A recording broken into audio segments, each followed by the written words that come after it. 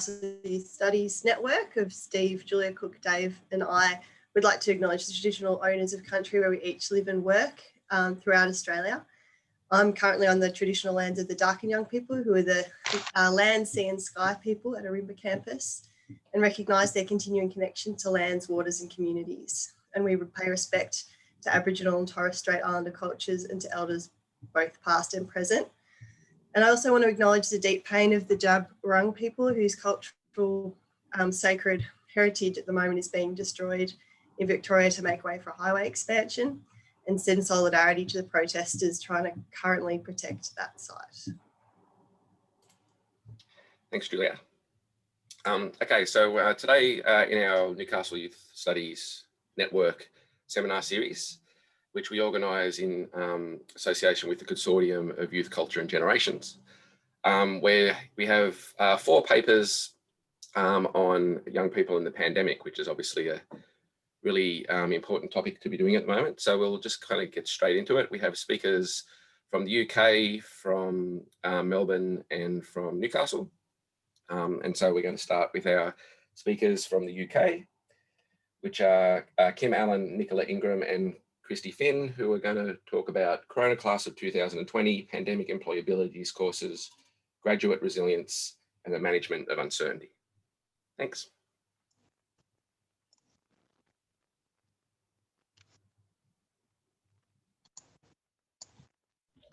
There we go.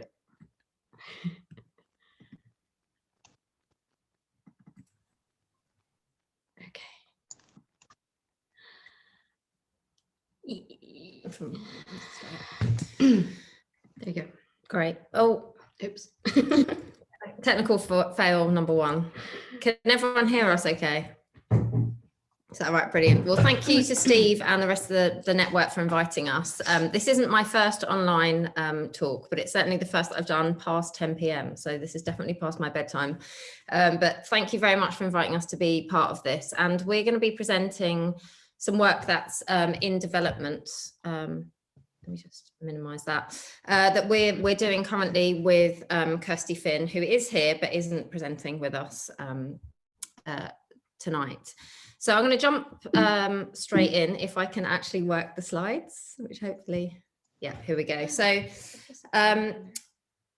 the UK, as with many nations across the globe, are now officially in a recession, and we're seeing now ample evidence of the disproportionate impact of the pandemic on young people in terms of the social and economic disruption that has been unleashed. And I'm not going to spend too much time on this slide because I think that this kind of evidence will be familiar to everybody who's attending today. But the UK, for example, we know that young people have disproportionately experienced unemployment since the start of the pandemic. And we've also seen an attendant rise in social security. Yeah, it's what's on Zoom. Oh, we seem to have a Zoom. It's all right, I've muted him. Okay. Is it a Zoom ghost? It's my first. And in part, as I'm sure that the other papers will speak to, this is in large part due to the kind of sectoral contraction that we've seen under the pandemic, in particular, the shutting down of labour market sectors that generally do employ young people, such as hospitality and retail. And so a number of people have, and think tanks have, talked about the scarring effect on future earnings that the coronavirus is going to have on young people.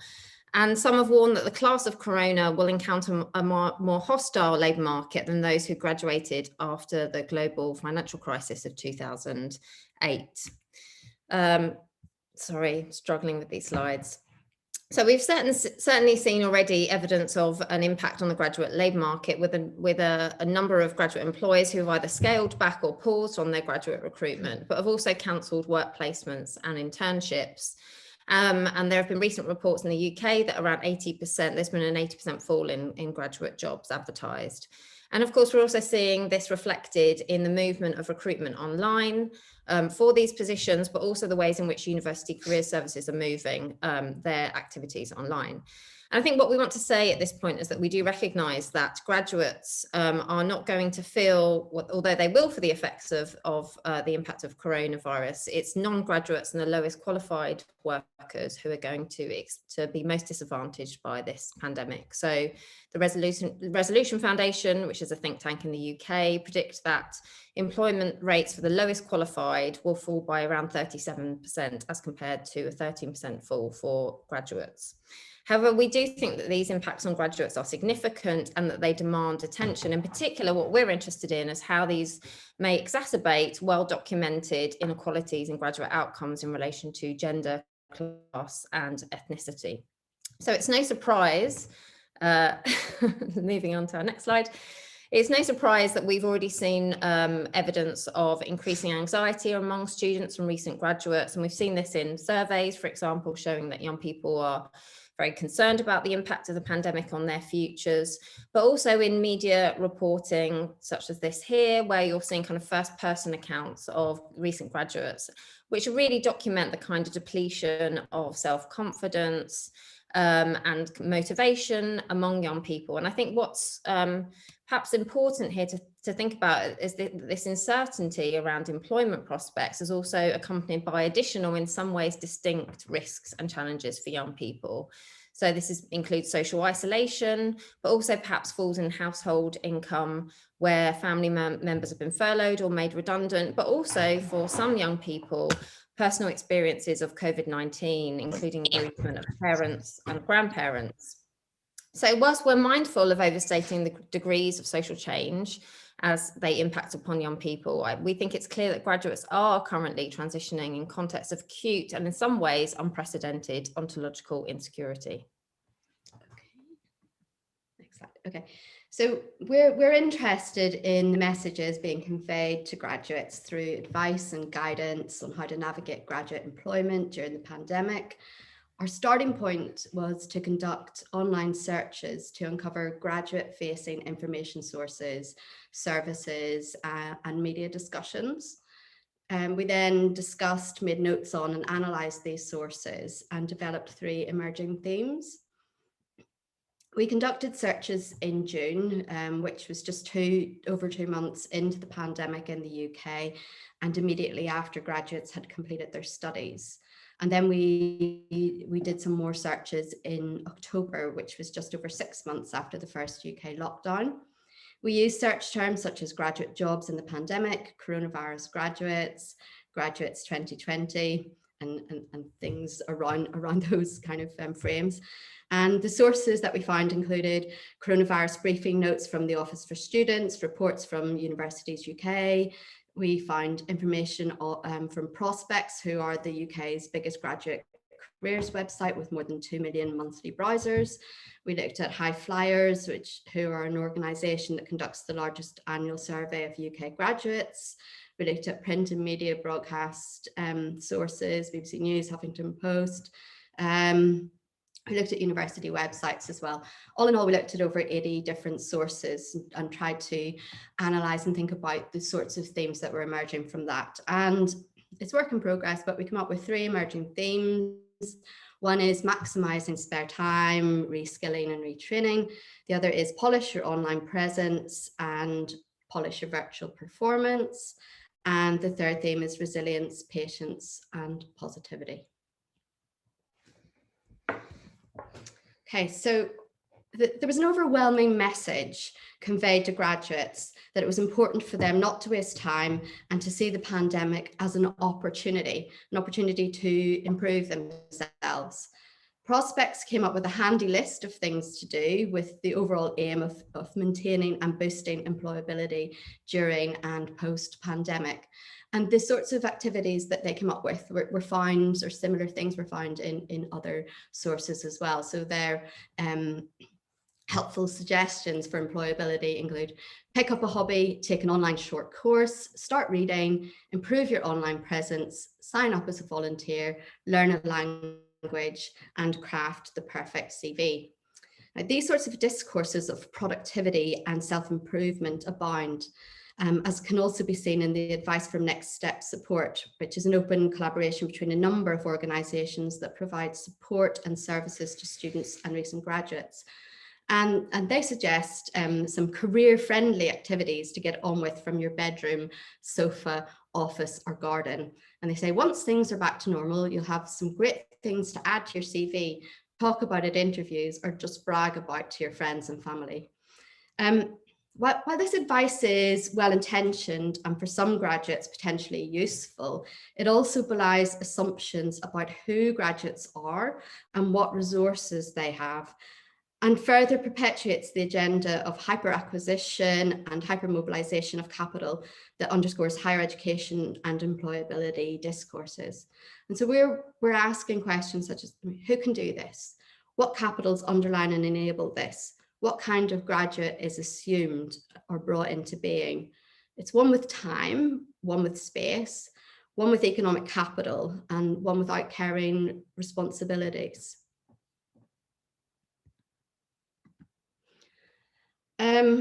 Graduates are also called upon to work on themselves through polishing their online presence and working on their virtual performance. So if we look at, this is from, I've forgotten where it's from, but anyway, this information and helpful advice is suggesting to graduates that they should, to improve their online presence, they should adjust their privacy settings so that recruiters aren't able to see their profiles and set them to private. Or if their profiles are public, they should delete posts that could damage their chances of success. Except for example, wild holiday pictures or posts containing controversial comments or bad language. These points of advice about curating the online self for employability assume that graduates understand what a professional looking or sounding profile looks like. And this goes beyond not having photos of people downing shots of Ibiza or whatever they happen to be doing. It assumes knowledge of what employers may be looking for if they access their profiles online. Now, this is more subtle, we would suggest, than not having controversial content and requires a significant amount of self-presentation, curating and branding, especially if they are to manage this through personal social media accounts such as Instagram or Twitter.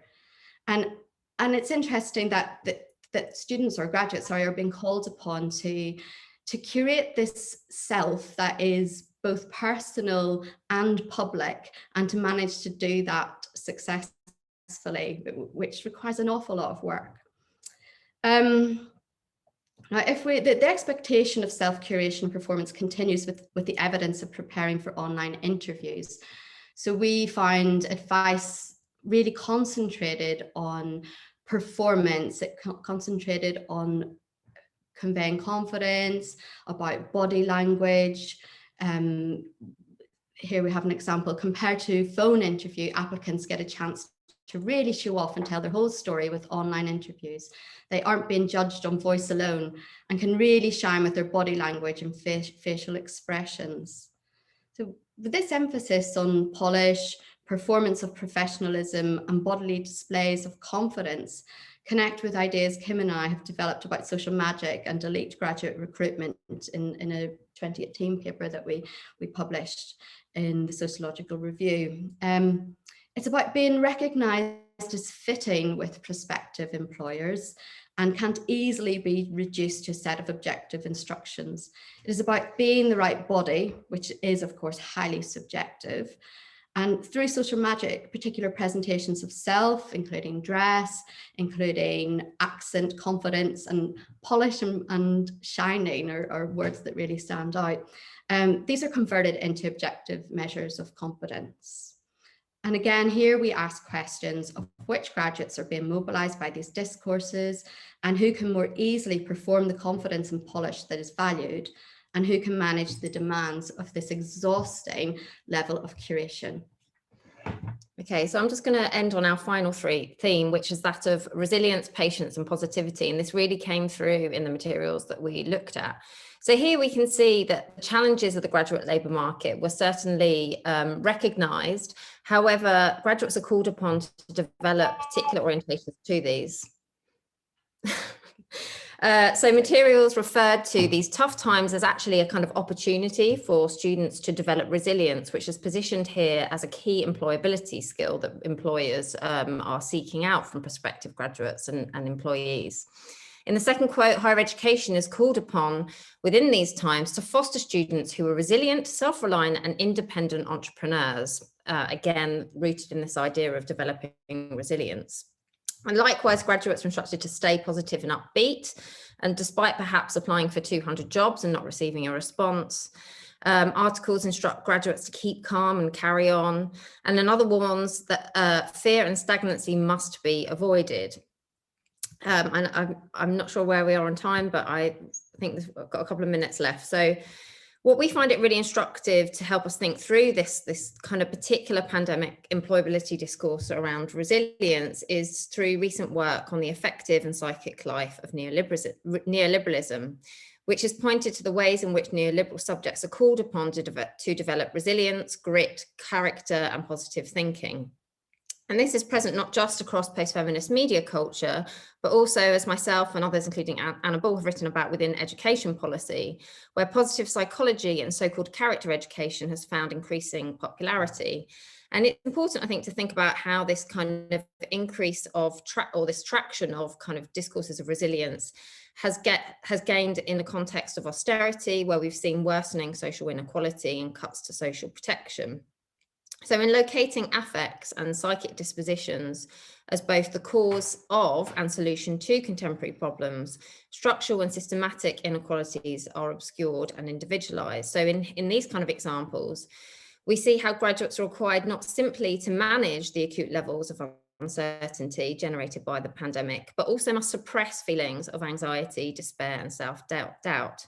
So these negative kind of affects must be glossed over or kind of magicked away through displaying optimism and upbeat positivity and a kind of Zen-like acceptance, what we've been thinking about as a kind of pandemic mindfulness, where we're being, sort of graduates being told to be present in the moment and not to be fearful of the future. And we contend that this kind of affect policing, the governing of what it's appropriate to feel, is deeply worrying and indeed violent. It represents not only a lack of recognition of the ontological insecurity that are blighting young people's lives in this current moment, but leaves no room for young people to find comfort in staying still or indeed simply surviving. And we'll end there. Don't know how we stop sharing the screen. This is all very strange. Awesome, thanks very much. That was great. It was a great start to our seminar. So we'll be over time, Steve, sorry. No, spot on. I would have told you. So we do have a couple of kind of questions there, if you can see the chat. I suppose they both relate to the body, and they both relate to things like aesthetic labor and things like that. And I really like the term that you use about effective policing.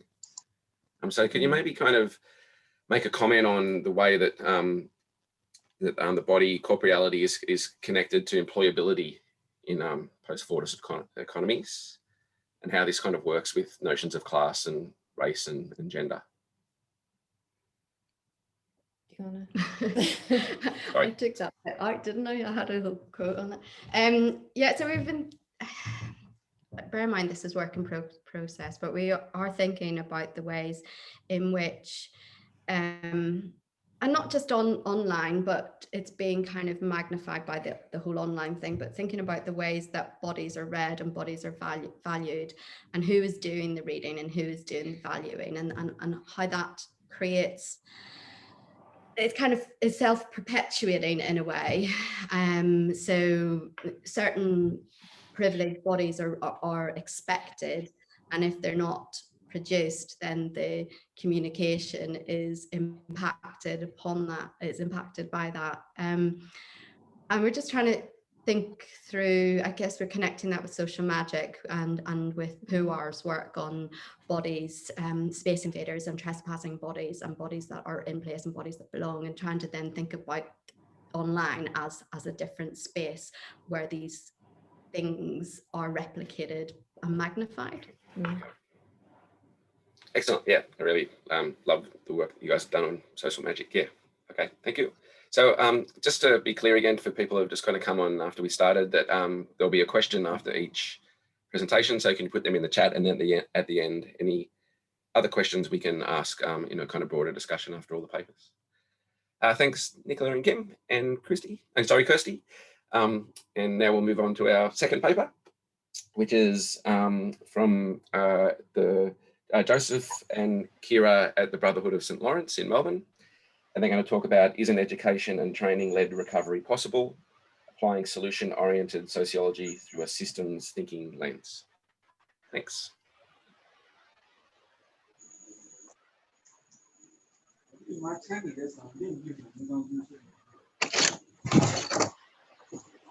Okay, thanks. Last night was good. Thanks, Steve. Thanks, everyone. So I'm going to start here by also acknowledging the traditional owners of the land in which we meet. If you're in Naarm or Melbourne, it's likely the people of the Kulin Nation. I want to pay my respects to elders past, present, emerging, and any that are here today. I also want to acknowledge that this land is never ceded, and thank Julia for her acknowledgement that this is a time of mourning for many Aboriginal people, as we've seen the removal of sacred trees on Djawarang country. Okay, so I want to start by going back in time, pre-COVID times. And what we see in Australia here over the past decade or so is that young people have been either shut out of the labour market or stuck at the bottom of it. So that's what the top graph shows, how they've been shut out, and this refers to the high rates of youth unemployment, which hasn't really recovered since the global financial crisis. The bottom left-hand graph there shows that young people have been stuck in a kind of waiting room. So youth underemployment has been increasing 3 times at the rate of any other age group, and this is particularly the case for young women. Now, the Productivity Commission refers to this as a lost decade of income growth. And what's alarming about their analysis is that income is flatlined for young people, regardless of their education level. And so what's happening here is that the causal relation between getting an education qualification and landing a job and attaining economic security, that relation is broken. And instead, it's been replaced by what Borlagdan and Threadgold argue as being replaced by a relation of cruel optimism. And this is a relation when something you desire is actually an obstacle to your own flourishing. Now, this is a problem because in previous economic downturns, what we know is that young people will turn to education when the chances of getting a job are low. And often they will turn to vocational education, but this is a particular form of cruel optimism when we consider that the ability of the vocational and education and training sector, VET, to promote economic recovery has been largely diminished. And that's been the result of a number of funding cuts, the disasters of marketisation, declining numbers of young people enrolling in VET, particularly amongst the lowest socioeconomic groups. So how then do we go about transforming systems that have helped create the very conditions that have limited the possibility of change? Well, change comes when we're attuned to the cracks and the fault lines in the current system that are exposed during crisis. And it's in these cracks that we can rework and reimagine new systems. And to paraphrase Leonard Cohen here, he says, there is a crack in everything, that's how the light gets in. And less poetically, David Harvey says, there's no such thing as a truly natural disaster. So viruses spread and they become deadly because of human action, and particularly because of the faults in our hegemonic economic model. Now, 2 people that have looked at bringing some light into this darkness are Eric Olin Wright, his work on anti-capitalism, and Hilary Cottam, who has recently put out this manifesto for social revolution. Now, Olin Wright talks about this strategy of eroding capitalism, which you can see on your screen there. And he gives this metaphor of a lake. And in a lake, you've got species and organisms that are all interrelated. Now, from time to time, you'll get an invasive alien species like this weed we've got on screen here. Sometimes it doesn't do anything but sometimes it can expand and take over and transform a whole ecosystem. I know if you're a Doctor Who fan, you're probably thinking cracks, alien species. That's an episode of something, but I don't really watch it, but I think Kira's going to pick it up later. So that metaphor will be coming. The question here is, what are the conditions to nurture change so that these alien species can thrive, not as a destructive force, but as an emancipatory alternative? Well, Olin Wright says, we can use a mix of anti-capitalist strategies. We can combine bottom-up strategies, which focus on resistance and where we can reimagine systems. Combine that with top-down strategies, which aim to tame and neutralize the harmful effects of capitalism. For example, changing rules so that we can make space for these emancipatory alternatives. Now, similarly, at the Brotherhood of St. Lawrence, we combine a bottom-up and top-down approach to systemic change. So we talk about systemic change occurring across multiple levels, as you can see in this diagram, from the ground up with service delivery and practice, up to systems change, policy change, and social change. So changing the attitudes, the understandings of what the problem actually is. So how then do we take these theories, these strategies, and put them into practice to reform vocational education? Well, Hilary Cottam lists a number of design principles for a new social system, and she's very much talking about this context where we've got the fifth industrial revolution, which is driven by technological change, and the current pandemic. We can apply these, I think, quite usefully to vet reform. So the first principle here is thinking about a whole connected human being. And Cottam says that the existing social system is designed to serve this imagined Homo economicus, so this discrete calculating individual. And VET very much is an example of this kind of a system. It's a mechanistic subsystem. It's mechanistic because it has a very narrow focus on occupational skills to prepare young people, particularly for work in specific industries.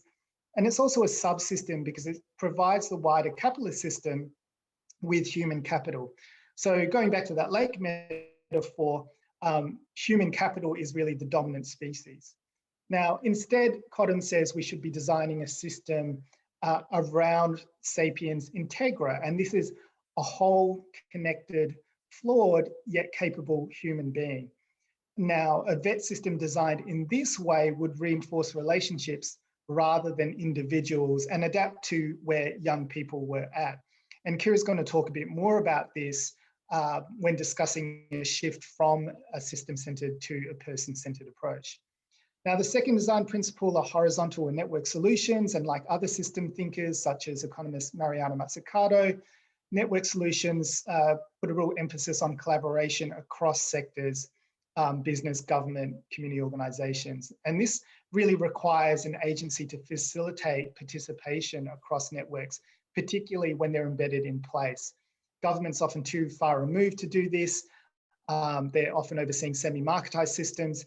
And so this has implications for the role of community organizations like the Brotherhood of St. Lawrence, who have an ambition for just and equitable systemic change, which Kira will elaborate on now. Thanks, Joseph. So I want to draw together some of these theoretical threads to talk about how we're testing some of the assumptions and the frame in VET. So drawing back on Cottam's social design work, and we use the capabilities approach to look at redesigning practices at all levels of the systemic change egg, to redesign practices, policies and service delivery that can convert resources, so networks, opportunities, relationships, into the type of decent, secure and meaningful work that can be sustainable and sustaining for young people. As Joseph mentioned, as a community organisation, we also take a place-based approach. So we're working in ways that are enabling communities where everyone has a stake in young people's educational and employment options, and are open to working collaboratively across the different sectors, including VET and employers, to redesign a better system that works for young people, particularly at this point in time, and works in a way to support sustainable long-term labour market recovery. So VET is situated at the interface between education and training systems and employment, and it plays an important role in meeting the needs of the economy, meeting economic changes, and contributing to the transition from education to employment, and providing young people with skills that are not just relevant for the first job or for entry-level work, but for supporting long-term vertical and horizontal mobility throughout their careers, and to be adaptable to changing and emerging employment and economic conditions. Our systemic change work in VET is trying to respond to some of the key trends that are shaping the role and efficacy of VET for supporting labour market recovery as we emerge from the COVID pandemic. So in the same way, on the left of the screen here, you'll see this diagram representing the disaggregation or the unbundling of the world of work. So in the same way we're seeing this disaggregation or unbundling of the world of work, we're also seeing an unbundling of skills in changing and transforming VET systems. So this is where we're moving from the tradition of full qualifications or full certificates that tie quite neatly to specific occupations and specific jobs, to a disaggregation down to micro-credentials, skill sets and units of competency that aren't as neatly tied to specific occupations or specific industries. Alongside this is a pluralistic trend where we're seeing this increasing modularisation, flexibility in the mode and place of learning. Learning in VET is no longer happening just within vocational institutions. We're seeing it increasingly in the nature of work integrated learning in higher ed, in universities. We're seeing the rise of vocational education happening in opportunities, internships, cadetships, and of course within our senior secondary system. This is happening both here in Australia and internationally. And we can return here to Cotham's work on the fifth industrial revolution and the role that the pandemic is playing as a conduit for a rapid shift in labour market structures that are precipitating this coinciding rapid shift and disaggregation in the world of VET. Alongside this is another trend in transforming VET that we're interested in, and this is what Sedefop describe as this pluralistic trend, where we're seeing a blurring of the boundaries between general education and vocational education. And we see it as a growing significance of vocational learning and VET, as I said, in the secondary space and in other sites of learning and training for work. So while these blurring of the boundaries between vocational education and academic or general education have several benefits in raising the status and centering the role of vocational learning and education as a key part of training for the workforce and part of the economic recovery, this puts a lot of onus back on individual learners to understand how to package or identify the type of disaggregated vocational learning that's going to most usefully support their access to work. So it puts a lot more onus back on individual learners to draw on their capitals, their network, to choose, identify, and then translate vocational learning into labour market currency and into employment outcome. So this is one of the pitfalls of the flexible and adaptive system, is the onus on the individual. And this is where our focus on a person-centred shift is coming from. So smack bang in the middle of the Victorian COVID lockdown this year, we had the opportunity to interview and run focus groups for VET learners in Victoria in both metropolitan and regional areas. So some of the headline findings from this work point to the implications of this disaggregated, system-centred VET approach for learners trying to navigate the training system and trying to use the Victorian VET training system in a way that would support their labour market recovery emerging from COVID. So in terms of motivation, there was, as Joseph mentioned, this nature of accrual optimism. They all had a hope, a belief, a trust that VET was a vehicle to make their aspirations a reality and to support their access to the labour market.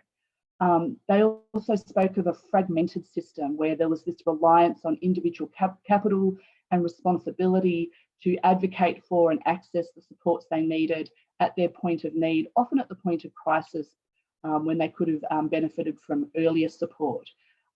We identified through this work that disadvantaged learners were most at risk at the points of transition, at the points of entry into VET, between vet programs and from vet into the labour market. And of course, COVID and the lockdown and the economic disruptions are intensifying the need for support at key transition points. So this brings us to our systemic change ambition to shift vet from a system-oriented to a learner-centred or person-centred approach. These visuals on the screen represent two different logics for the vet or training system. On the left of the screen is the current status quo, a system-centred training sector within which there was a linear anticipated learner journey, as represented by the grey bar. There are fixed transition points, and regardless of the learner journey that may deviate from the expected norm, this is how the system is oriented, this is how the system supports and anticipates learners to progress through. On the right is where we are focusing our systemic change efforts, an adaptive, person-centred system.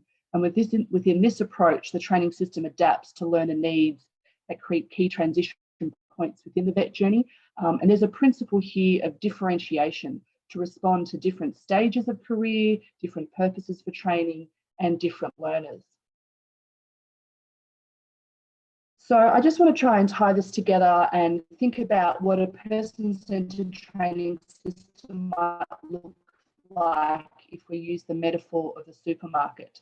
So in stepping out some of the differences, we imagine you're a young person, you have your freshly sanitised shopping basket and your government training subsidy that's going to support you to fill that basket up with the skills you need to access a job. And you're hopeful, you're optimistic, and you trust and believe that the system is the vehicle to realise your imagined future.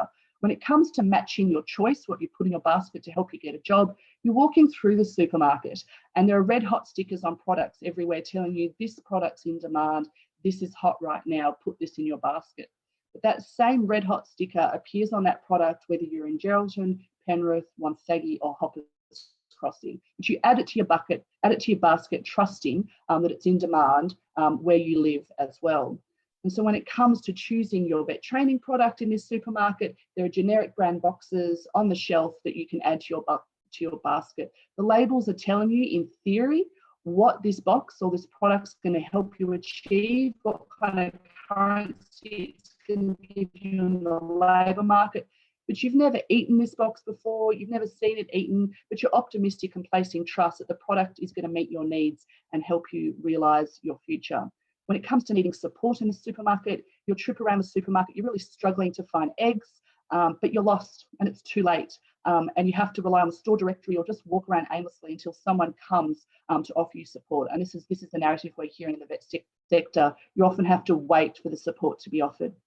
I get the sense I'm getting the wrap up, so I'm going to move through this pretty quickly. When it comes to adaptive person-centred system, we're moving from learners or young people in the vet system having to rely on their capital, identify their needs, advocate for themselves, choose based on very little information, to a person-centred system, which is place-based, rather than having identified skill demands or red-hot stickers that are the same wherever you live. We're looking at adaptive skill demand, looking at adaptive training responses that respond to local community or regional opportunities and regional demand. Rather than choosing generic products off the shelf, we're looking at career exploration that supports young people to see how these certificates play out in the workplace, to see how these jobs are done before making their choices. Rather than wandering aimlessly around the supermarket, being lost and not knowing where to get support or having to advocate for support, there's a creepy little Roomba following you around the supermarket, preempting the transition points, preempting the risk, and smoothing those transitions and giving you the information and support up ahead. And compared to a system-centred approach, where there are some risks to returning, to reskilling, to upskilling, to using up another subsidy in the vet system, an adaptive person-centred system, as represented here by these three shopping baskets, is about enabling and promoting return visits to the vocational sector to build and adapt skills over time to support horizontal and vertical mobility and to translate qualifications in different ways. So just to try and pull some of these threads together, in a person-centred vision for reform, we're doing some work testing practice and service delivery efforts for systemic change in delivering a stackable skills pilot in various regions around Australia. And we can return here to Wright's argument for building more egalitarian systems and relations in the cracks in the system. As Joseph hinted, I'm much more of a Doctor Who fan than a Cohen. The cracks in the vet system were showing well before the pandemic. Participation is declining, completion rates are about 50%, and only 1 in 4 vet graduates work in an occupation aligned with their training. The COVID disruption to the economy, particularly to those sectors and occupations that draw heavily on vet, has let a little more light through the cracks. And as Unger points out, for social innovation, you just need a direction and to take the first steps. And we feel like we have some of that direction in the person-centred approach, within the context of the pluralistic trends in vet and the unbundling of skills, which are already weakening the cement in the wall. So all we need now is to keep widening that crack enough to let in some of those vigorous, robust, invasive alien species that can transform the vet ecosystem.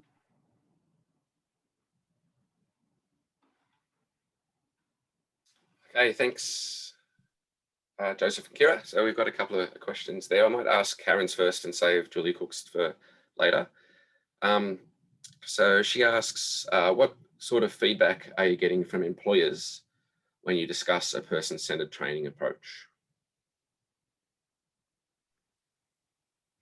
I mean, we're pretty lucky at the Brotherhood.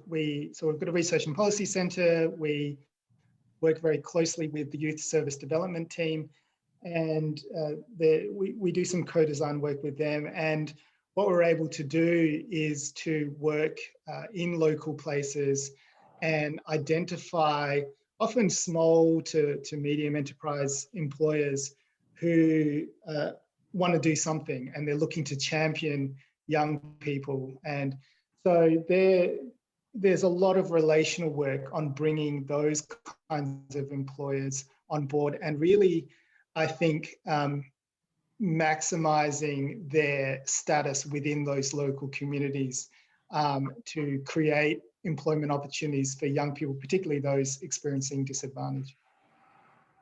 Okay, excellent. It's a great answer. Okay, so we'll move on to the next paper now. Thanks, Joseph and Kira. So our next paper is from Steve Roberts, Ben Lyall, and Brady Robards at Monash, and they're going to talk about young adults in the eye of the storm, navigating the crisis and imagining the future. Thanks, Steve. Thanks, Steve, and thanks to the wider Newcastle team for having us. And we'd also like to begin by acknowledging the traditional custodians of the various lands which we joined from today, lands that were never ceded. And for me, that's the lands of the Wurundjeri people of the Kulin Nation. And I pay my respects to their elders, past and present, and to any Aboriginal and Torres Strait Islander people here today. And of course, as we've heard as well, we extend our sympathy at this time of terrible damage to sacred lands in Victoria. So onto the talk then. Today, Ben and I are going to give some insights from a study of young adults in Australia, broadly about contemporary youth transitions, but which has got kind of multiple layers and objectives. It's a massive study that was conducted in a short space of time and required a football team of colleagues, as you can see from the title slide. But quickly shout out to all those colleagues that have been involved. So Brady Robards, Barbara Neves, Verity Trott, Zari Gazarian, Joe Lindsay, Jonathan Smith, Jackie Lachlan-Boy, and then a whole suite of researchers as well who have been excellent: Chiara Delazari, Madeline Albrick, Sarah Hewitt, Patrick Markle, William Kumto, and Callum Jones. Can I go to the next slide, please, Ben? Thanks. So the study began just before COVID took a grip, and we collected data through to September. And the data comes from 47 focus groups with 155 young people from across Australia, from all states and territories, which produced about almost 1 million words of text. We did computer-assisted social media sentiment analysis of 30,000 posts across Reddit, Twitter, and the Australian platform Whirlpool. And then we did subsequent qualitative coding of subsets of that data. We also analysed 2 large-scale, nationally representative longitudinal Australian surveys, those being ELSE and the Our Lives study. And then in mid-August, we conducted a new survey with a nationally representative sample of nearly 2,300 young people. And so, as you can imagine, there's a lot of data there. So what follows is some insights about the immediate impacts of the crisis, and secondly, how the crisis has, interestingly, not yet recalibrated young people's imagined futures, despite the initial massive impacts, especially in respect of rising youth unemployment and underemployment. And one thing I did want to stress was that this is a very empirical paper, and we haven't had time to give the kind of thought that we tried in the last 2 papers around theory and even difference. This is a very top level analysis, but we hope you find it eye-opening anyway. Next slide, please. So the first thing we want to note was that this is not necessarily to do with COVID actually, but based on the secondary longitudinal data, we developed a typology of 6 pathways that were established by mapping situations regarding employment, education, housing, and relationships for young Australians aged 25 or 26. And there are no surprises here, I think, for this audience. Like, we see that pathways are multiple, they're variable, they're non-linear, and they're complex. And we're not going to speak to the detail because it will take too much time, but we do want to note that these pathways act as a reference to some of the points we'll come back to later, and we'll be happy to speak more about them at the end if there are any questions. But I'm going to hand over to Ben to start going on with the data. Thanks, Steve. Yeah, so I'm just quickly going to race through sort of 5 kind of key areas that we pulled out that relate specifically to experience of COVID, some very headline stuff, as Steve sort of mentioned, and then I'll hand back to Steve. So first off, obviously there was a very immediate impact to people's working life, and as a result of that, their finances as well, particularly as we've heard from other speakers and probably will continue to in the next paper. Sectors of service industries and retail declining as restrictions kind of set in. We have a bunch of statistics on the right of the slide there from our survey that show that kind of immediate impact. But obviously this is very much the immediate kind of effects, and there will be industries that are going to be transformed long into the future that we haven't captured in this data yet. It's also worth noting too, we had a very small minority, that's not on the slide here, but a small minority of people in relevant sectors whose working hours actually increased. And I recall someone we spoke to in a focus group, a 19-year-old woman who was working in aged care at the time. So obviously there are sectors that had the kind of opposite effects because of COVID. We also saw a bit of variation too, as Steve mentioned there with the timing, when we deployed different parts of the research. There was obviously change across that period as well, and it varied across the different states of Australia, depending on how the restrictions were kind of being applied at the time. Secondly, housing arrangements. So again, statistics are on the right-hand side there. I won't have time to kind of go through them, but they're kind of there as a reference. Again, capturing very much the immediate impact as people either decided to move home for practical reasons, for financial reasons, or move back home with parents or with friends, sometimes related to their own vulnerabilities with the virus or for caregiving for somebody else. And there were also examples that are perhaps less dire than those in the statistics on the slide, but a lot of people were kind of stuck in the middle of different situations that were previously, feasible, but had become really complicated thanks to COVID. So we spoke to someone who was living in one state and considered their kind of regional home as being in another state, and they were studying via distance in a third state, and they'd, had a pathway for the year really as how they would move between those different 3 areas for their study and work, but that had been, entirely thrown to the wind thanks to COVID. So we captured some of those very nuanced individual experiences as well. Thirdly, education. So consistent with a lot of commentary at the moment, there's been some profound impacts on people's educational experiences. Generally, the sentiment we found is that people who are in the middle of the degree that they're studying, they still have some kind of medium-term sense of structure and where they're going, and COVID is kind of seen as a temporary kind of problem in the middle there. But obviously the day-to-day experience, as many of us probably know with teaching, that was entirely shifted and upended. We found in discussions people were having in the online part of the data collection too, that a lot of requirements around government payments and these type of things became more urgent, more difficult for people to understand as there were changes and new payments through JobKeeper and these type of things. We also had international students featuring in our focus groups and in our survey. And they were obviously understandably very disappointed and some quite offended at the kind of government response but had some positive kind of experiences there with some state offerings, particularly in Victoria and Tasmania at the time that we were collecting this data. Fourthly, peer support was a really important theme. We don't have too many specific examples of this because it comes from the very specific online discussions and the platforms that Steve mentioned before. So we don't want to kind of draw those out for ethical reasons. But we found that young people online were, meeting these challenges with optimism and compassion, looking for advice and support in these different online forums, looking for ways to kind of navigate and reimagine their future. A lot of that is very kind of practical and hands-on. People are asking how to go about navigating structures of support, what universities can offer them at this time, what services are available at this time, and also some very kind of specific examples where people are seeking support for other people in their life and not being sure where to start, looking for how to support someone who is having a mental health crisis, for example. And lastly, mental health is obviously a huge area at the moment. There's been profound impacts that are inextricably linked with the things that I've already kind of gone through, but worth noting for themselves. Obviously, there's still a kind of unevenness to how people discuss mental health and the openness that they feel they have either with their friends and their family. And that's not just related to COVID, but is becoming increasingly profound and important at this time. So those are kind of all still in place. We had some, fairly alarming findings from the survey, obviously on the slide here, people feeling more lonely and people wanting more support for mental health. And to tie back into the pathways that we mentioned at the very beginning, we're also finding that sort of, again, separate to COVID, but related, that there's kind of a sweet spot for a kind of middle ground, middle class kind of transition. But we were finding that people who were on like fast tracks and slow tracks in their adulthood transitions were experiencing poorer mental health outcomes. So that is both people who are spending a longer period of dependence at home and are single and are gaining a university qualification, as well as people who tended to leave home sooner, partner early, not attend university and engage sooner with some type of work, even if it was variable.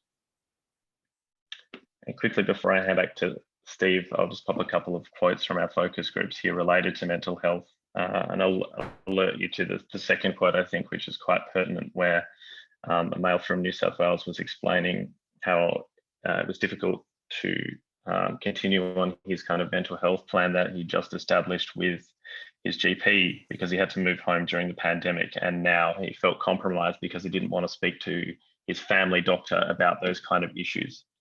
So that's a very practical kind of problem that people are facing at the moment. I'll hand back to Steve now to continue on. Thanks, Ben. So for the last few slides, we want to draw attention to how young adults in Australia imagine their future, so moving away from that practical navigation of the crisis. And there's a lot of talk about this being a moment of transformation, about creative destruction or fogs of possibilities and all this kind of stuff. And justly, there's talk of the consequences of economic disruption. But what's surprising, I think, in our data is that there's been no reimagining of the future for young adults as yet.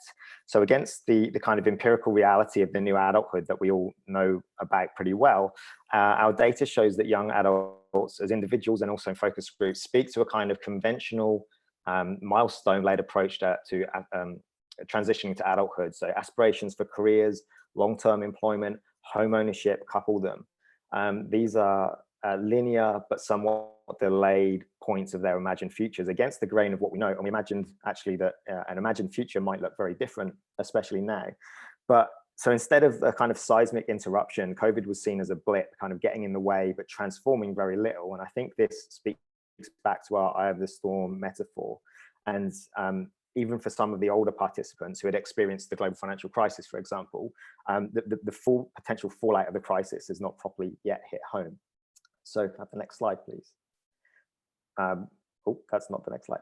That's the one. So some examples then, our survey data shows that the vast majority want to be in a conventional couple relationship by age 35, and that they're pretty confident that they will be. In relation to work, the findings are a little bit more mixed. 40% of the sample actually said they didn't know what job they wanted to have by age 35, but then a huge majority of the majority of people said they wanted to have a different job to what they had now, and that's what the data shows here. So, and those who imagined having a different job by age 35, they were all really, well, not all, but largely very confident that they would have that job, and mostly these were professional jobs.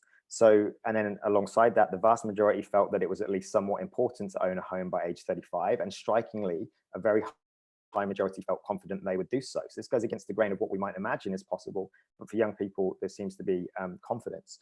And in relation to those who weren't confident about owning a home, their lack of confidence was grounded in financial reasons, as you can imagine.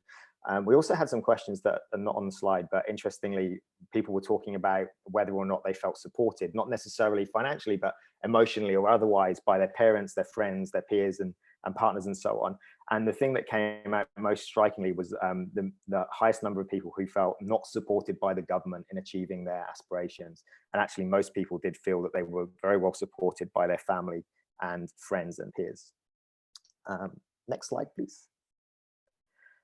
And these same stories come through in our qualitative data in the focus groups too. So in the focus groups, the young adults were asked to draw a kind of biography from 18 to 35, and they were able to do this however they wanted. And almost uniformly, I say however they wanted, they were of course in a group and we're all doing this together, but it was an individual drawing. And almost uniformly, they drew a relatively straight line, and this kind of surprised us. And what we see in this group of women is that the one with the ambitions for doing a PhD has presented the least certainty, I suppose, which is a kind of prescient take on what was to come in terms of the university fallout in this country. But mostly it's a similar story of sequential growth in finances, in growth and responsibility and maturity, culminating in having kids, settling down, knowing where you're going, like super conventional stuff. And interestingly, I know that Julia Cook and Dan Woodman have raised really important questions about ensuring that we don't conceptualize young adults' future orientations in an individualistic fashion. But unless really pushed, almost all of our participants mostly describe their future planning and thinking in this kind of through a lens of like a project of self-making, I suppose. And they didn't often talk about relational others, though in later discussions when we pushed them a bit more, they did note the importance of unequal access to family financial support for achieving these kinds of goals. Next slide, please.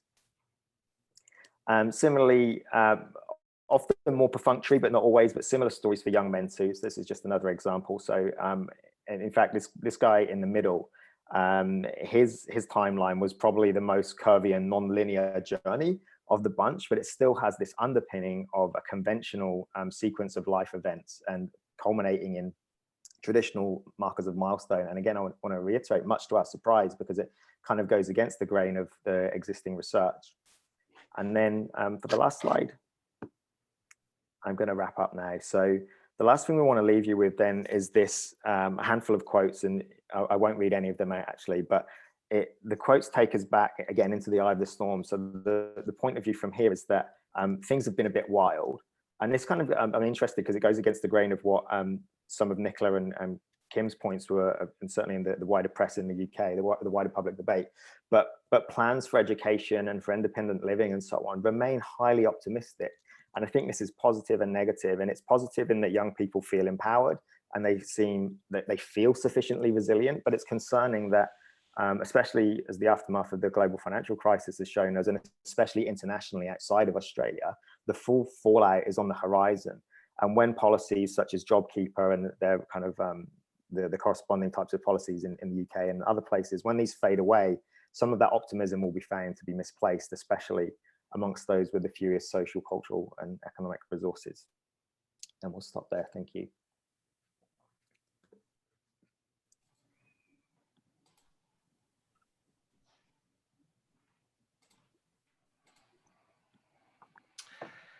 Thanks to Steve and Ben. So we have a couple of questions in the chat. Isaac's asked a really good one about cruel optimism, so I might save that to the end and put that to the whole panel actually. And same with Julia's as well. So I might ask what Helen Scobie's asked, reflecting on a comment from one of your students that mental health needs to be prioritised. need to get good mental health? Was this within an educational setting? And if so, were any examples of best or better practices around this where mental health was not an extra or an extra add-on? I forget exactly what that quote related to, but we had a lot of data on mental health across the sample, and from people who were at university and who were not. And some of the discussion did factor around university services.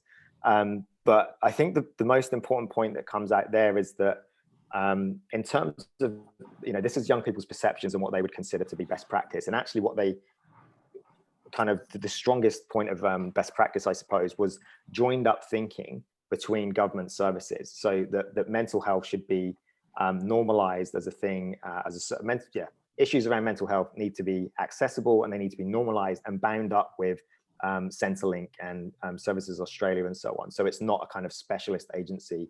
And even in a university setting, it shouldn't be a specialist agency, but that all institutions should give due recognition to this context in which strains on young people's mental health are completely normal up and down the class spectrum. Yeah, there was definitely a sense that a construction of like a specific, it always being specific to mental health support, was that it only ever looks at the after effects, and it's not proactive. And people really wanted to see something that's built in from the very beginning in the kind of supports that Steve mentioned, so that you don't end up at that stage of being kind of in crisis when you're looking at support, which I think was mentioned in previous presentation too. Excellent. Thanks for your paper, guys. Now we'll move on to the final paper, which is from our research team here at Newcastle. So I've put a couple of links to some reports that we've published, right? So it should be right at the top of the chat now if you want to have a look at those. And this paper is from Julia Cook, David Farrugia, Julie Coffey, and myself, and it's called Young Hospitality Workers and the Pandemic. Thanks, Dave.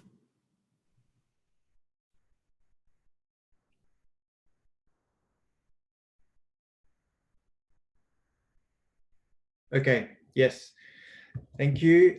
Thanks to all of our previous presenters as well, as Steve said. So yes, this is a paper which presents some work that we have been doing looking at young hospitality workers and the pandemic. And in particular, this paper will theorize the experiences of young hospitality workers in the pandemic, not merely as a health crisis which impacts upon precarious workers, but rather as a crisis of post-Fordist labour in itself, something that is enacted through the structural and relational dynamics of the post-Fordist labour force. So the paper, this is basically an overview of what we'll be talking about.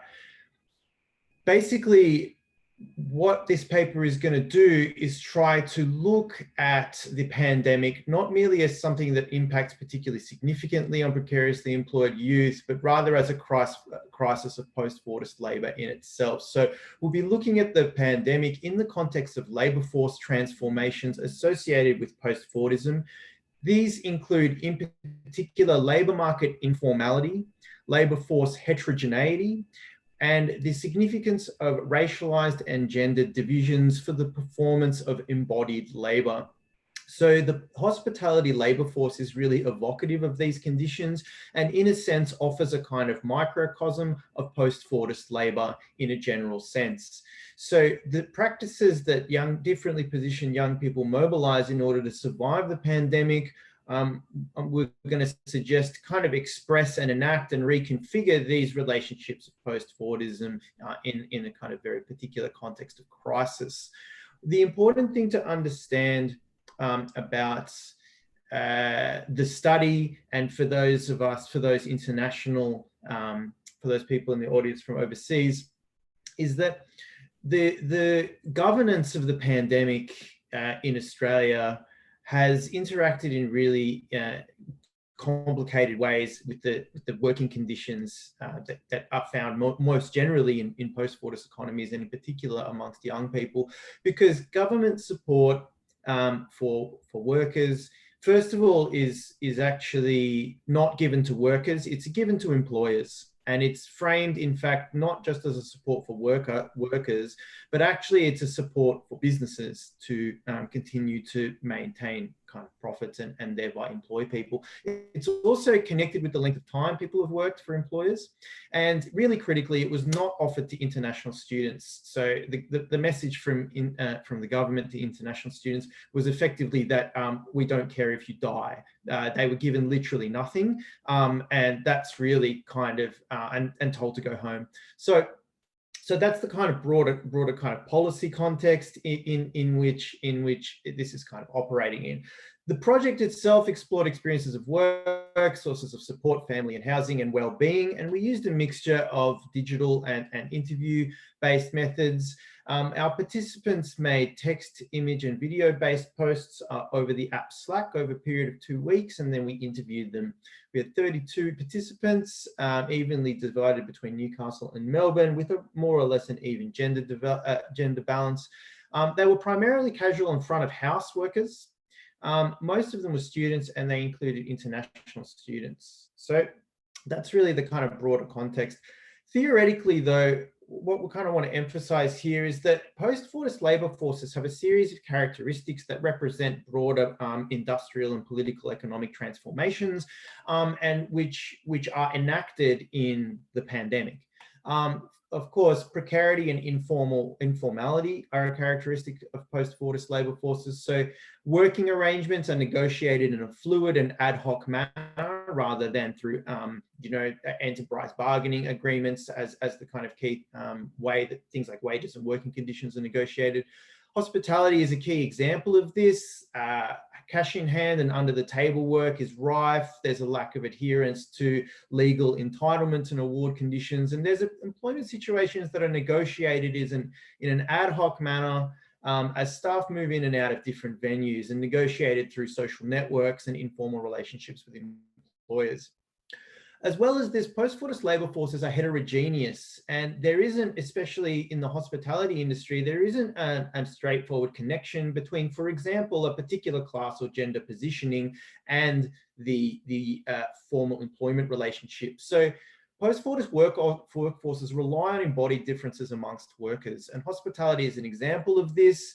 It incorporates the labour of men, women, students, part-time, full-time workers, and migrants in enormously different ways. So people could be making similar wages, for instance, but have enormously different working conditions as a result of the kind of embodied differences within the labour force.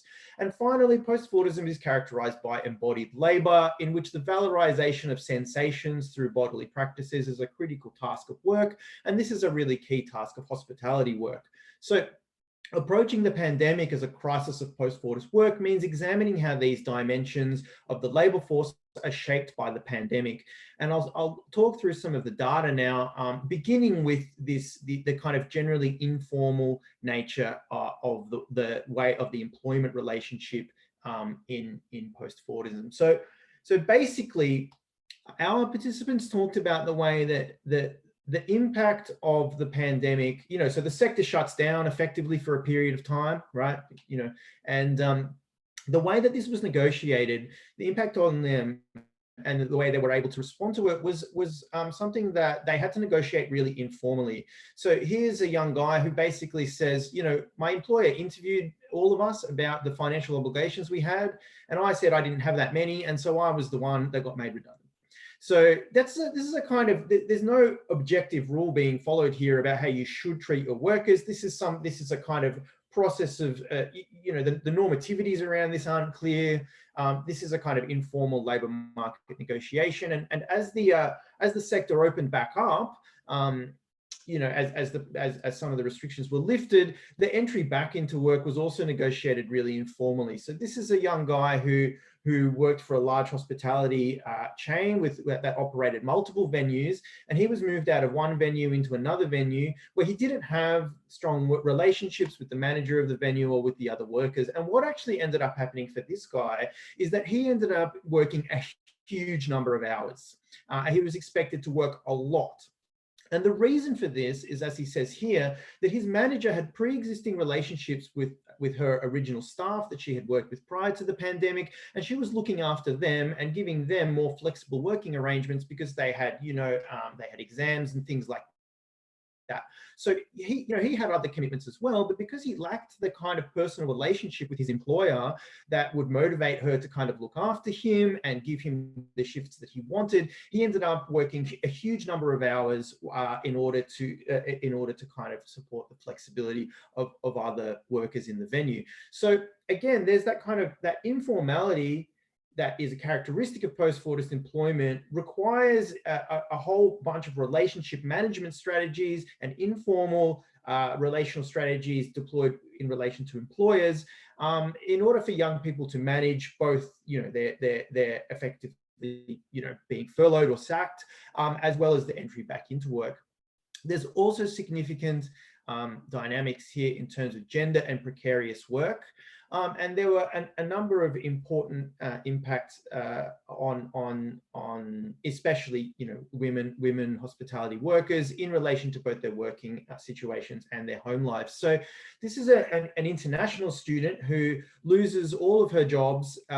She had 3 jobs before the pandemic hit, and she's basically in a position where she's entirely destitute. So she gets on Seek and she responds to a guy looking for kind of casual cleaning work. And, there's a kind of creepy vibe here. And she says to her friend, I'm going to go and work for this guy. He's going to pay for an Uber for me to get there. If I don't send you a message in 15 minutes, ring the police. So she's placed in a position of enormous kind of danger and vulnerability. And in fact, later on, this guy starts texting her at midnight, asking her what's going on. So she's having to manage these kind of creepy vibes, but she's basically forced to do that in order to survive. Another interesting thing was that especially some full-time workers, this young woman was a full-time hospitality worker, not a student, and she basically said, I've been relegated to a housewife in my house because I'm not working at all, but my partner is still working a bit, and because he's working and I'm not working, the idea here is basically I get relegated to a housewife role and there's an expectation that I'll perform all of the domestic labor. So there's a kind of reconfiguring of gendered relationships here, both in terms of labor market vulnerability and in terms of a kind of almost like a re-traditionalization of women's roles, both in the labor market and at home. So as well as this diversity, there are also class differences within the hospitality labor force, which is really key to the way that young workers experienced the pandemic and responded to its impact on their work. Basically, for many of the students who are from middle-class backgrounds, they just kind of moved back home or relied on their parents for support, and they were basically kind of okay. That's basically what they said. They said, look, I'm basically fine. My parents won't let anything too bad happen to me. And, they sort of recognized that they were lucky in that. And in fact, for some of them, it was an opportunity to reflect on their life, to focus on their study a little bit more. And this young person says, it was actually kind of nice for me to spend some more time with my family, focus on my studies, and that's good. This young woman, this is the same participant who talked about being relegated to the role of a housewife. She said, basically, I've had a nervous breakdown. I'm completely overwhelmed and I'm having to deal with Centrelink, which is a really dehumanizing experience. Some workers also were in the middle of issues with their employer that were, sorry, I missed that. Yes, sorry, I've got 2 screens. I'm going to get rid of the other screen. Okay. Some workers were also in a situation in which their employer had essentially stolen money from them. This was a person who wanted to draw on their superannuation in order to survive, and it turns out their employer hadn't been paying them super and had effectively stolen that money, and so they did not have that money to rely on. International students were, of course, in a really enormously precarious position, and there were a whole range of different strategies that they kind of put into place in order to survive the impact of the pandemic. The key thing here was that they were essentially thrown back on their own devices and those of their families. Their families weren't always able to support them because in some instances, the impact of the pandemic back home meant that their own families, businesses or sources of livelihood had also dried up. And so this is an international student talking about the fact that, you know, they were sort of, they're reliant on the largesse of their families and their universities, but it was still a big struggle.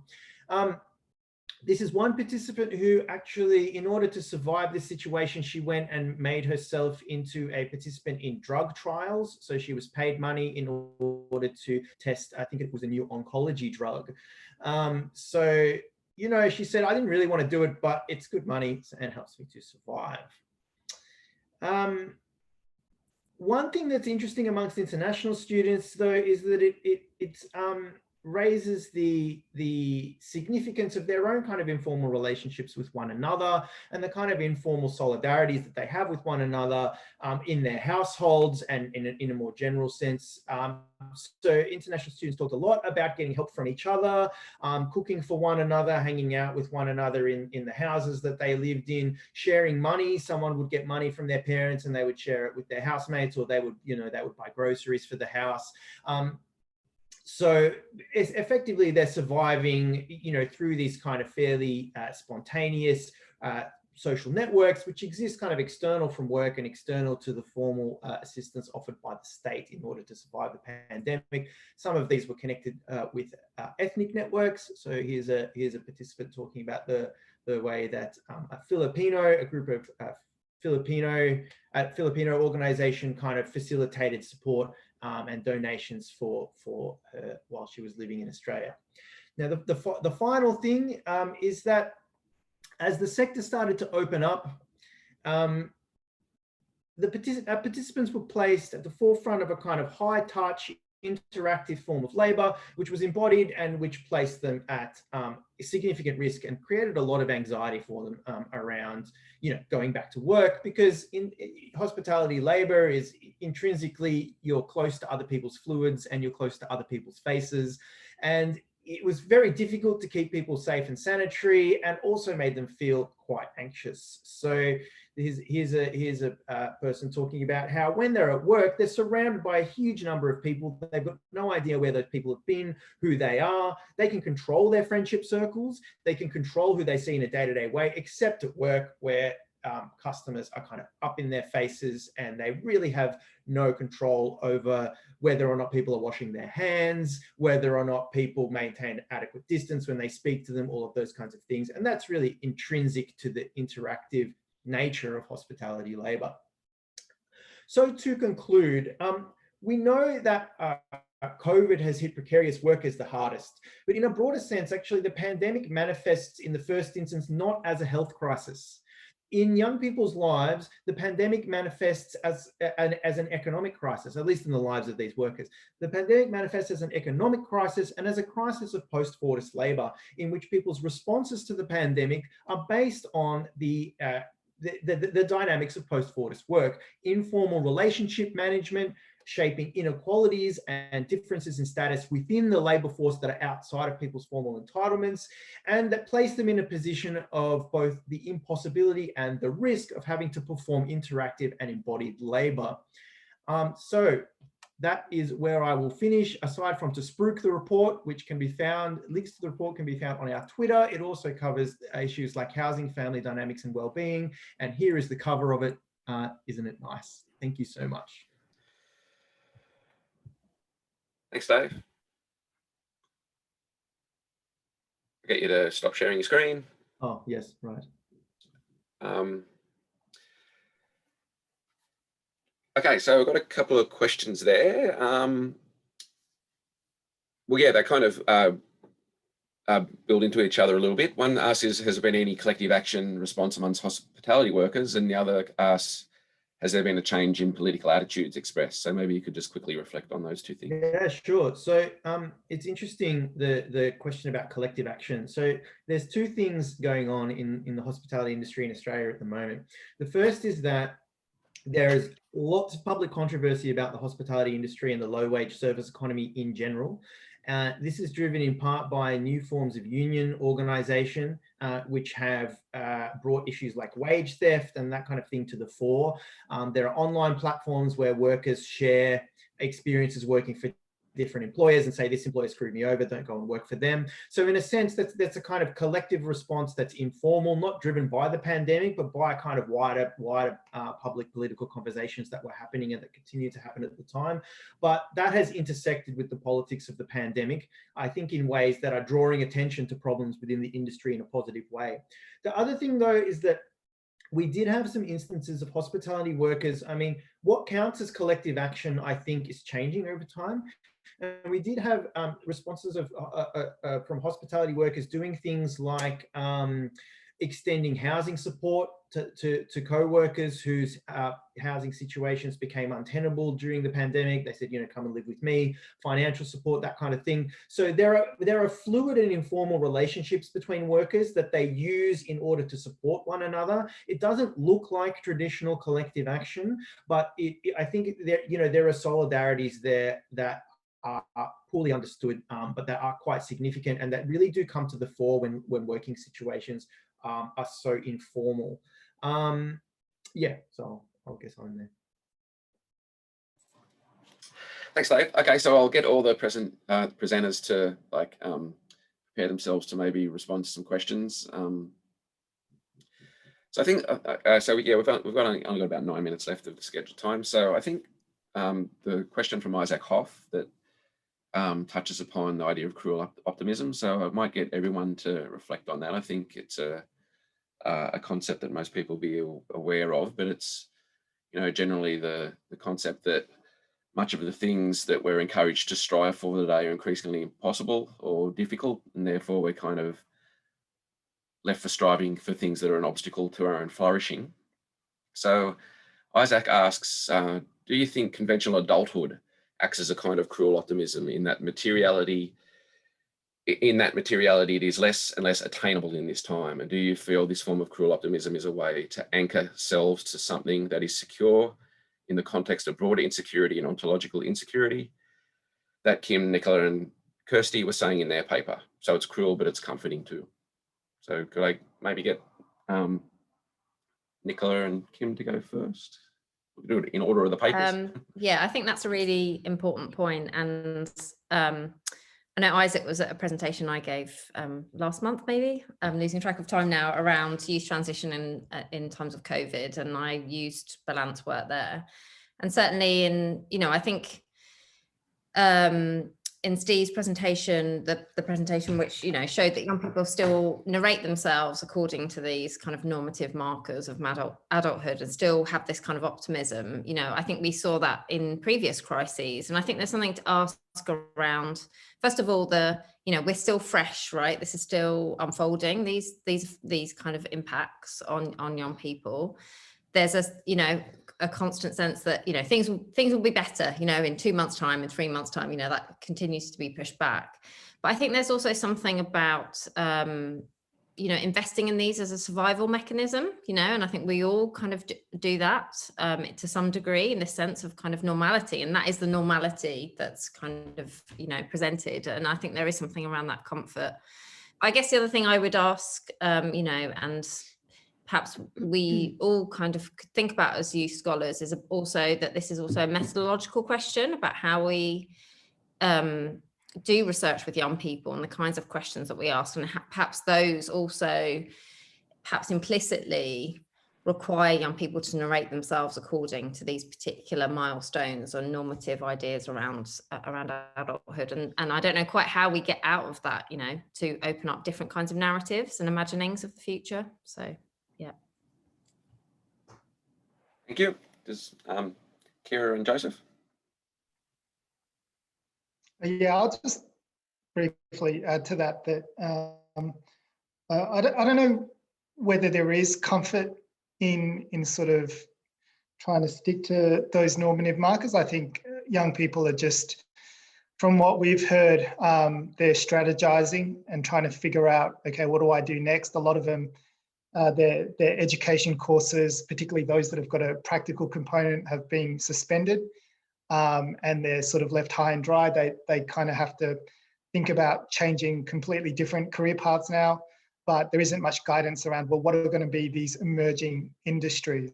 So they're going to have to make these decisions on whatever data is available, and it's pretty tough. And I think the other thing is it's exposing at the moment is that these systems prior to this pandemic were broken. And so education institutions, particularly vocational education here, haven't really adapted to this crisis. You know, we'll just chuck things online and that should be fine. But there's a lot that young people miss out on, particularly the use of social networks, building social networks, being able to build networks in workplaces as part of their learning. All of that is gone for the moment.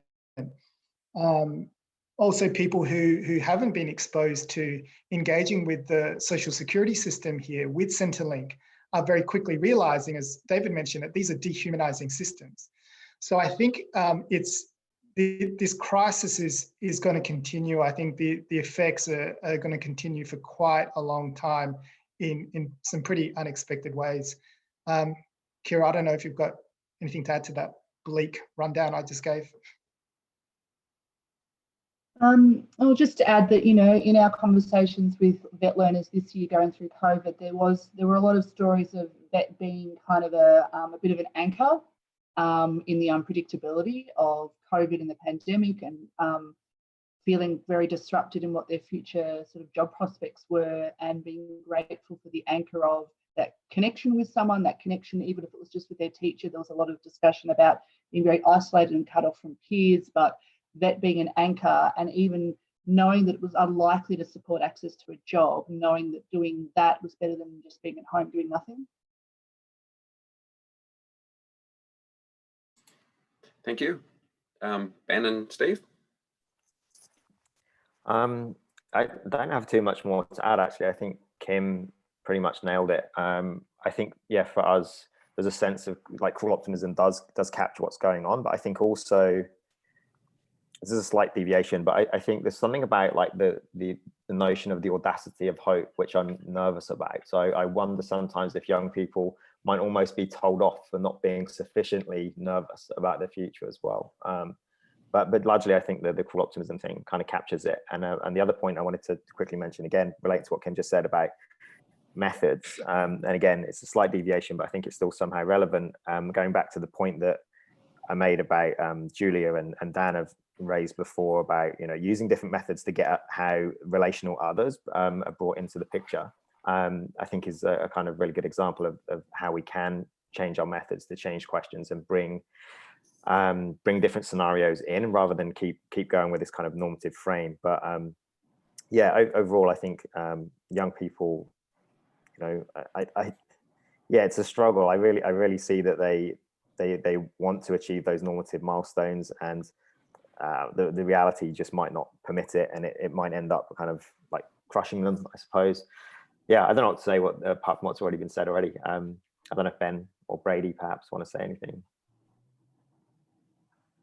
Yeah, I think you're right there, Steve. And the methods point's really important too. And I think our use of the timelines thing, you know, has that kind of inescapable element. You're asking people in the middle of that timeline, they're somewhere in the middle of it, you know, and you're asking them to plot retrospectively or to look forward. I don't know if it was specific to our group, but there was also a little bit of like, there's kind of a way where following the markers becomes oppositional because of some of the kind of discourse around, you know, lattes and avocados and all this kind of stuff. You know, it's about hard work and that's why you can't afford a house and this kind of stuff. But people were a bit fired up about that, and I don't know whether that's just how we framed discussions of support and different things and services. But yeah, people sometimes I think took that as a reason to not reframe the pathways and instead focus on like how they could still achieve that, because they wanted to actually just refute that message instead. Yeah. Okay. Dave or Julia, do you want to respond to the cruel optimism question? Yeah, just quickly. I think like this comes together in a point I was already thinking was interesting with the last paper, you know, in terms of how their participants have described the future trajectories and interruptions as being kind of a blip. And that was so different to our study. But I think for the most part, I think because of those existing material inequalities, obviously just even more obvious and emphasised through COVID, that's what we're seeing now, and that's manifesting in having a very different kind of approach to the future, or the future being kind of completely now up in the air for lots of our participants, based really on the levels of support that were not available to them.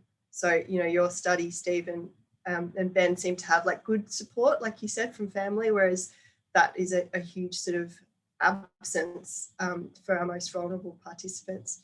And, you know, the most middle class supported ones in our study said, you know, COVID provided the opportunity to embrace the less busy lifestyle, the less busy nature of life, and what a great opportunity that was. And, you know, that is such a great way of kind of, to us, of illustrating those material inequalities and how they do not impinge on biographies in that way, and how, you know, optimism isn't as cruel for those kinds of people, whereas it is perhaps becoming less attainable in terms of material support through the new forms of marginality that are being forged, I think, for young people who are already more vulnerable and more marginalised.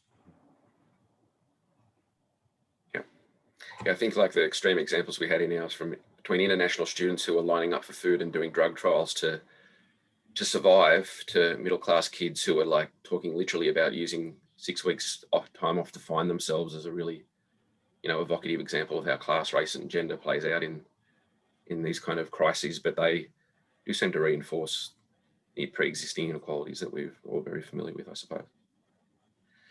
Okay, so we have gone over time, so I might leave it there. Thanks so much for all our presenters, particularly from the UK, and our watchers from the UK that are up so late. Thanks again for that. I'm not sure whether we'll have another one of these this year, but we're definitely planning on having another full series next year. So stay tuned for that, and I'll be sending information out about it. And as I said, the reports and stuff we've been doing are available through the links up there. So once again, thanks for everyone attending, and see you next time. Thank you. Bye. Thank you.